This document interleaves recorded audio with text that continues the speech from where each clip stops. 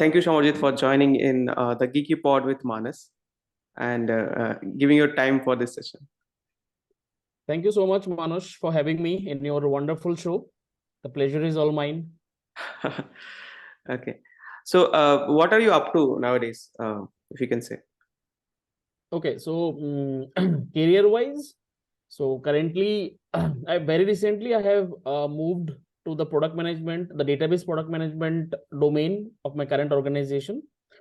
And here I am leading my migration department. I mean, currently working as a head of database migration factory. So yeah, kind of new work, interesting work, doing good. And what is going in your life? Same. I'm busy interacting with people and learning new things. Okay, it's a nice thing. Yeah. After you completed your BTech, right, you went to a technical domain. So from then on till now, what changes you have done in your career so that you have reached in this current position? Okay. So basically, as you know that just after finishing my BTech from, NIT Agartala, so I joined one of the service-based organizations, and I learned many new things there. I mean, how does the software industry work? I mean, what are the so-called development things, and how does a project work, something like that. And got very clear view of the industry, the IT industry, different software things and all stuff.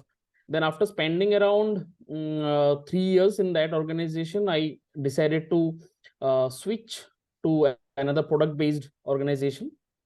And in that product-based organization, I was trying to figure out multiple things, like which domain I should choose.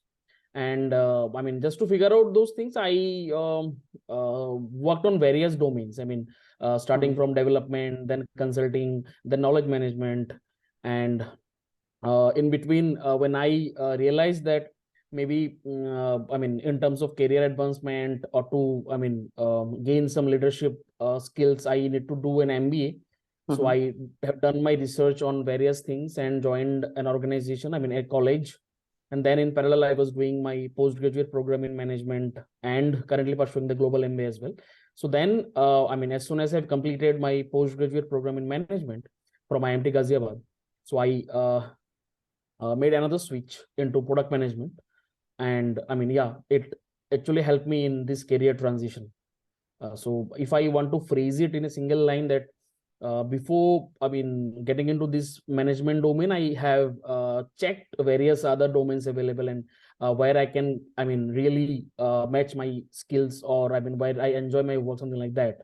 So yeah, so pretty much I have in this journey of 7-8 years, pretty much I have worked in various domains. Software development, consulting, everything, something like that.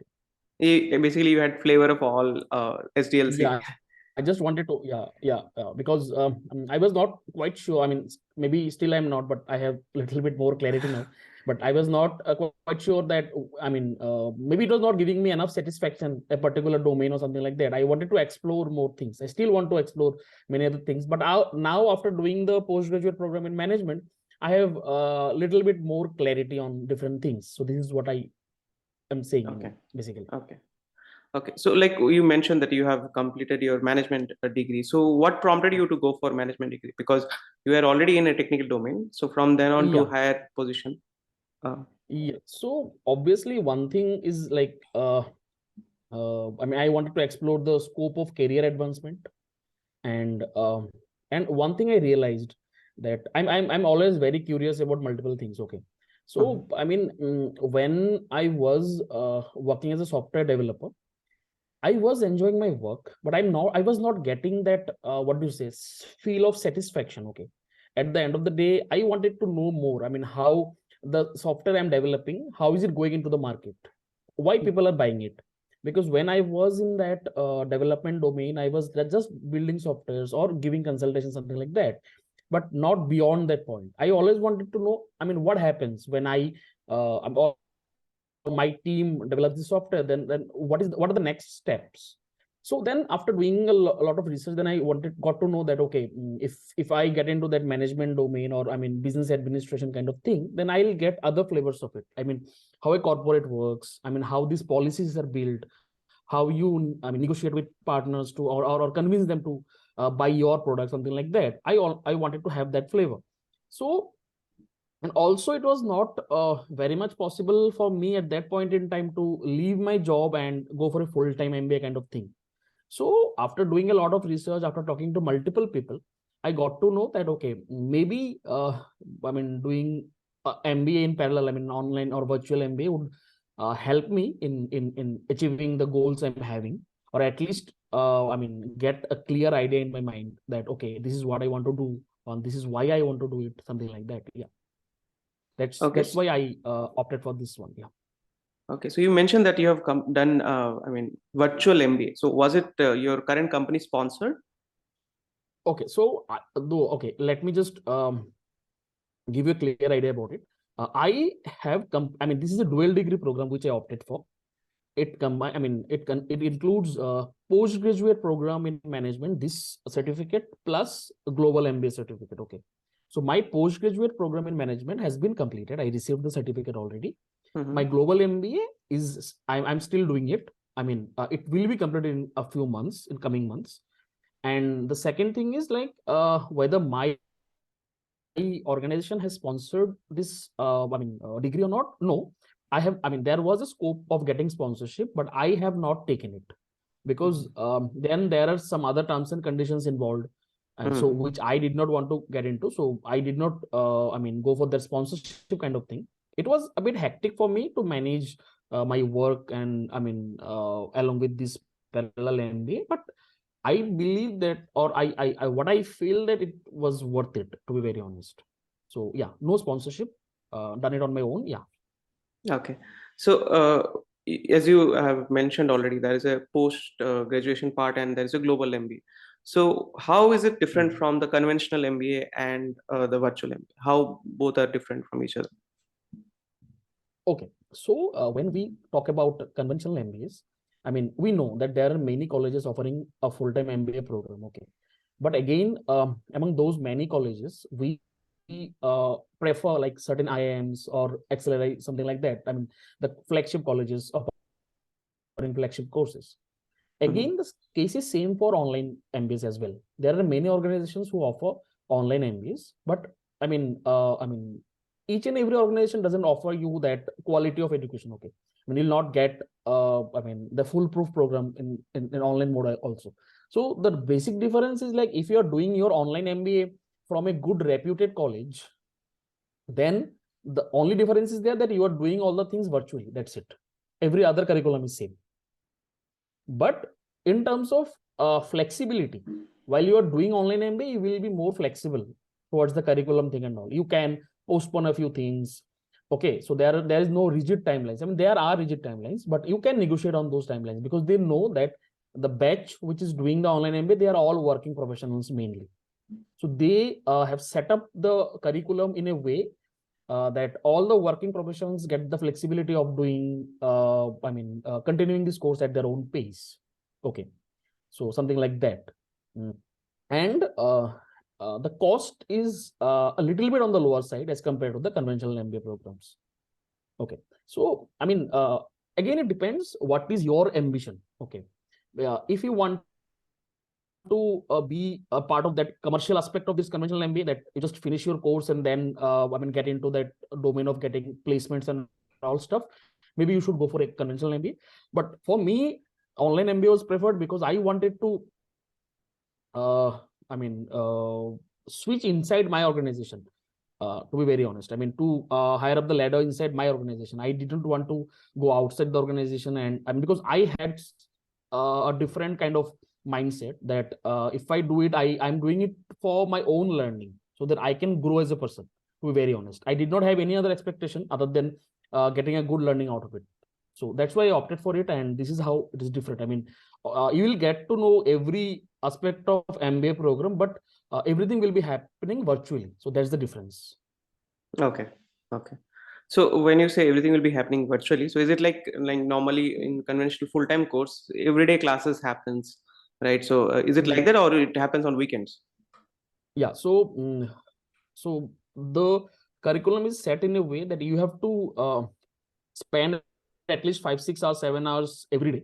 Okay, but live classes are not happening every day. Live classes are happening on weekends, and during the weekdays you will be getting the recorded sessions, which are usually very useful. And if you have any doubts on those recorded sessions, you can schedule one-to-one sessions with the faculties. So, but there is another beautiful thing about this online MBA which I'm doing, that you will not only get to know the college professors, you will get to know the industry leaders.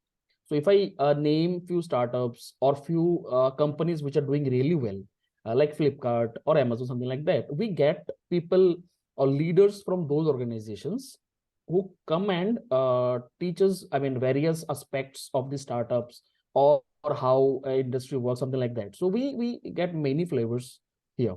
I mean, not only via the college professors, also via the industry leaders, something like that. Okay.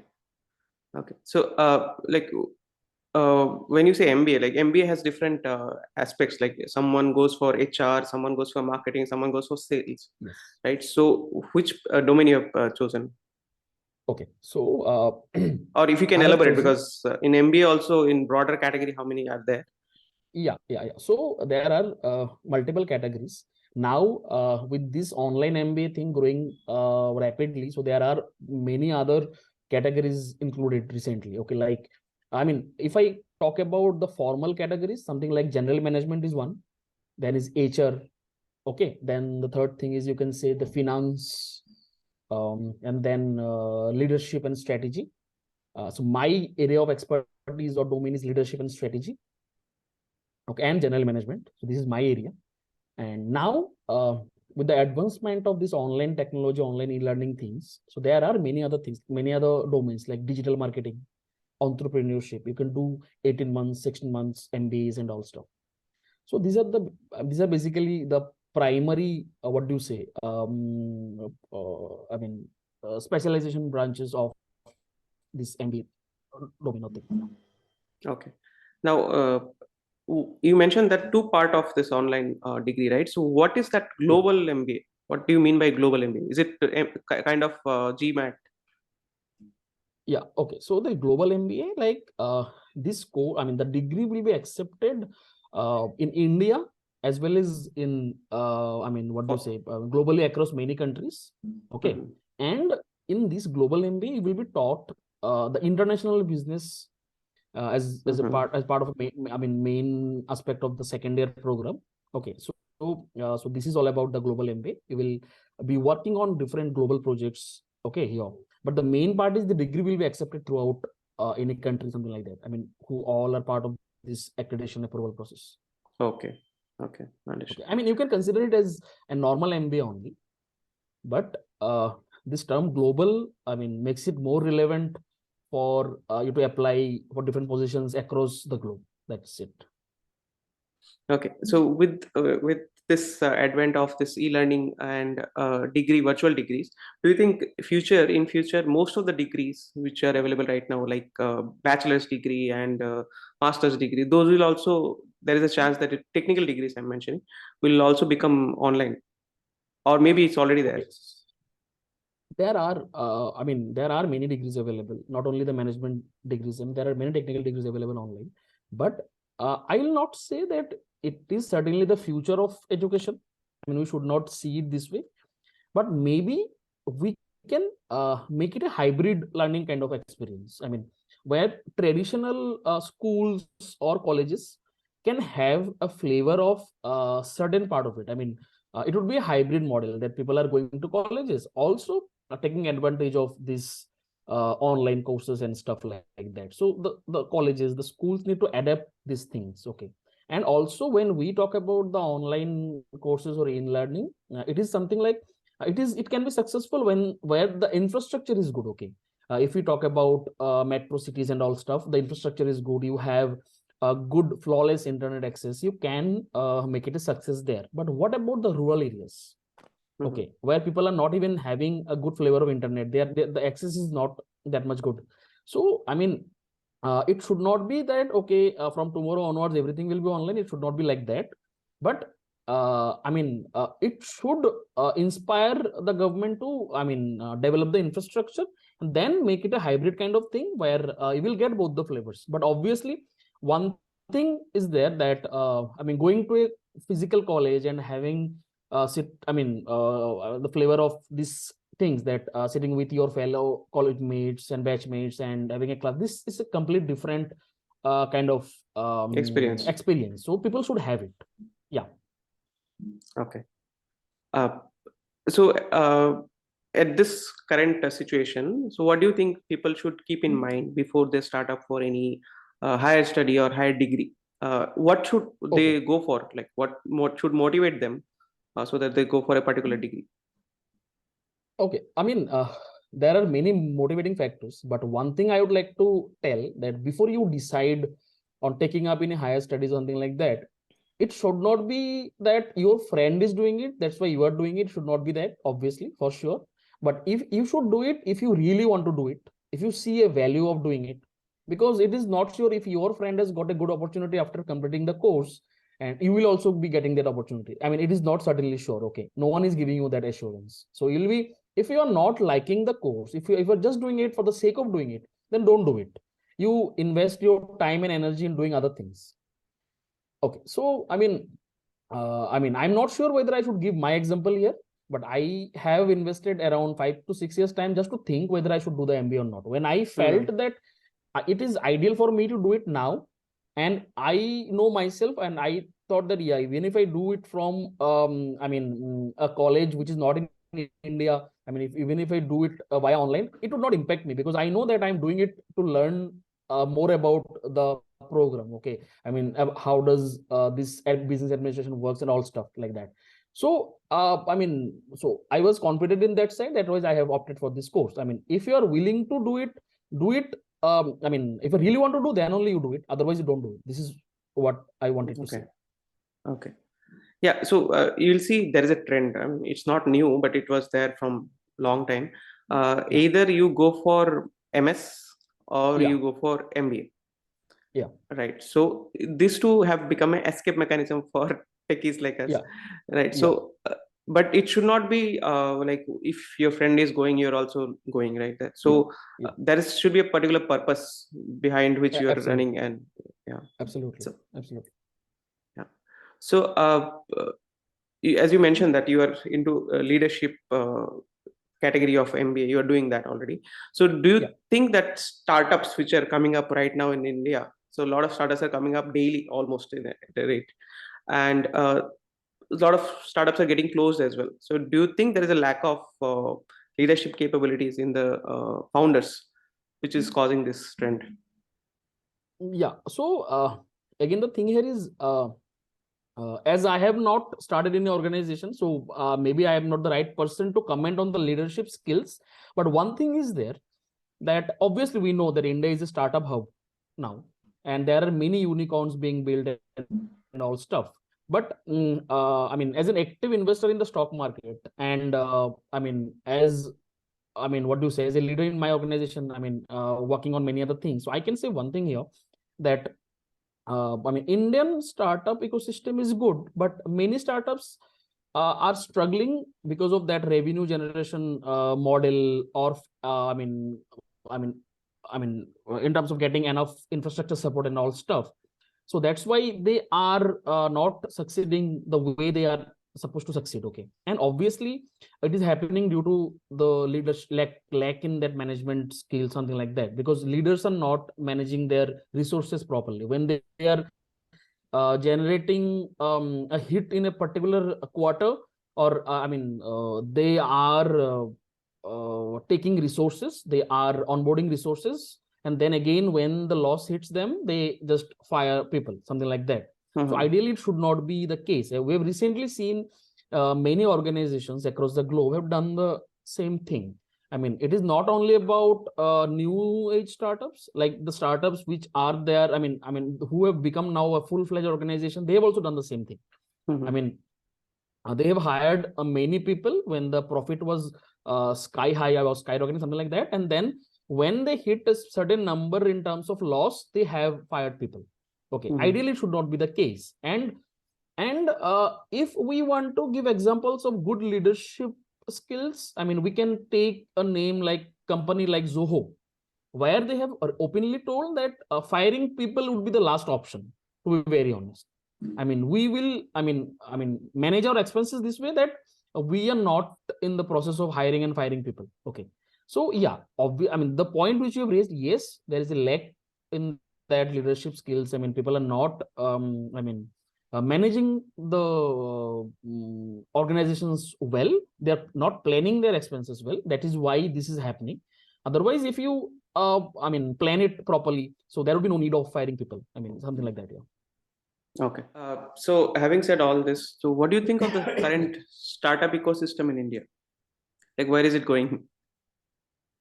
Yeah, I mean, as I mentioned earlier, that India is a hub of startup ecosystem, so they are doing pretty good. But if we can, fix the issues related to the revenue generation process, infrastructure development, this kind of things, then maybe we'll be world leader in, I mean, hosting and generating startups, something like that. Yeah. So, but yeah, again, it takes time. And it will be fixed soon. Yeah. Yeah. Okay. So since being in the stock in the market, and you're also seeing the market from a company perspective, which domain of startup will be the next future, do you think? I mean, the technology will always be getting the priority. I mean, of the new age technologies, the automation, obviously, will always get those priorities. And if you see the the evolution in that lithium-ion battery sector, I mean, electric e-vehicles. If you can manage that sector in a proper way, then it would be an ideal thing for the new upcoming generations, obviously. So the software market will always be there with the new incoming technologies and the EV sector. Yeah, all those things. Okay. Okay. So now coming back to the business administrations, right? So you mentioned that you have taken 4 to 5 years to decide on, right? Yeah. So for that, when you suggest to someone who is trying to get into the same zone, how he or she should go for selecting any online degree? What are the criteria they should look for if they're, because various other providers are available in the market, right? So what should they Yeah. look for? The one thing would be the track record. I mean, you can check, I mean, everything is available online, that you can check. LinkedIn is a very useful profile. I mean, you can check the past college histories of people who have obtained the degree from the college you are looking forward to having your degree from. And then you can check what are those people doing now after getting a degree online. What are those people doing now? I mean, LinkedIn will not tell you, a false thing. I mean, we will see the real time updates there. Okay. I mean, what kind of career progression has happened? I mean, because in the brochures, colleges may lie. I mean, they may manipulate things like, okay, we have done this, given this one placements and all stuff. But in the LinkedIn, where you can see the real time updates, you can see the career related updates of people who have passed out from the same college or who has obtained same online degree. You can talk to them. You can ping them in LinkedIn. You can talk, talk to them, or maybe you can reach out to your college peers, college seniors, college batchmates, those who are doing the offline courses, or maybe someone who is doing online courses. So basically, what I'm trying to say here is, communication should be your key of deciding these things. Okay, so you should communicate to multiple people. I mean, discuss this thing with multiple people and then decide. And also, the most important part of it, like, you have to, find out your purpose here. I mean, why you are going to do this program, how flexible are you in attending online classes? I mean, how will you be able to manage it while working full time? So, I mean, all these things you have to check. Okay. Okay, understood. So, so overall, how much duration is the course? Like, I mean, min to max. It's a 2 years course, okay. But Mm-hmm. while doing the, I'm talking about the program which I have taken, okay. You Mm-hmm. can put certain modules on hold. Suppose you Mm-hmm. have extensive work pressure, or you have some personal issues, you cannot continue it. Even then, put certain modules on hold, maybe for 1 month or 2 months or 3 months or 6 months, something like that, because you will be having some dedicated student mentor assigned to you. You can talk to the mentor. You can discuss your problems, that what problems you are facing in completing the course. Then you can put this thing on hold. And I have seen this after discussing with many of my friends who were doing master's program in USA or Germany, something like that. So they were also used to put their courses on hold for a Mm-hmm. certain period of time, because they were involved in multiple other things as well. They were earning a living, or they were doing a part-time job, something like that, and they used to put their certain modules on hold.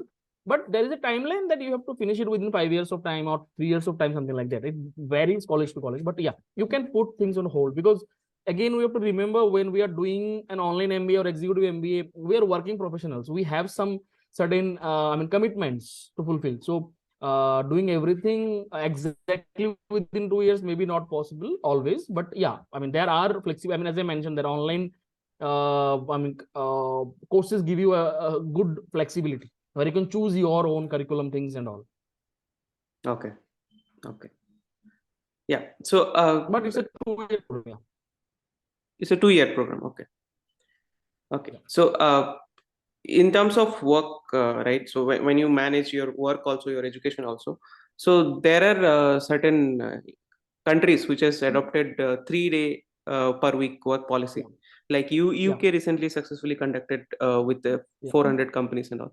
So what do you think of those kind of uh, policies? Yeah, so these are good policies, absolutely, but no, maybe not ideal for Indian working situations. Okay, I have Uh-huh. seen many service-based organization employees. Talking about their extended workers and all stuff. Now, just uh, uh, think about it. Okay, suppose one organization which is in India for last 20 years or so, and they are going at their own pace, and now they are working out, and they follow that 5 day in a week working this thing. Okay, now in that organization, the employees are already overworked. They are sometimes working for more than 10, 12, 13 hours. Okay, now if the same organization now opts for that 3 days in a week work policy, now what will happen? I mean, just for saying it, we can say, yeah, it's a good policy, good work-life balance. But actually, what will happen? The same employees will be overworked with like 15, 16, 20 hours of work per day, something like that, because they have to manage the deliverables, right? Mm-hmm. So, yes, 3 days in a week work or 4 days in a week kind of proposals are good, but it needs to be implemented very carefully, that Mm-hmm. instead of reducing the mental stress, you should not be increasing it. Okay, you should not be doing it, end up doing it. Okay, so it should be ideally implemented after doing a lot of R&D and a lot of pilot programs. It should not be like you have woken up one day and like, from this week onward, this is a 3 day work. No, it should not, it will Uh-huh. not work like this. Okay, because we Correct. have seen with, people, many organizations, many organizations are not well structured. They do not care about employees. There are many organizations in India. So if it is applied across regions, it will end up creating a mess, to be very honest. But there are certain organizations who already provide very good work-life balance. Mm-hmm. Maybe they can consider, piloting these projects with other organizations, other companies which are not doing it properly. So then maybe gradually we can, think in that area of making it a 3 day week, something like that. But again, it will not be possible to do it across all the regions, because there are many sectors, like healthcare sector, something like that, which will take some more time in getting transited into this kind of things, this kind of policies.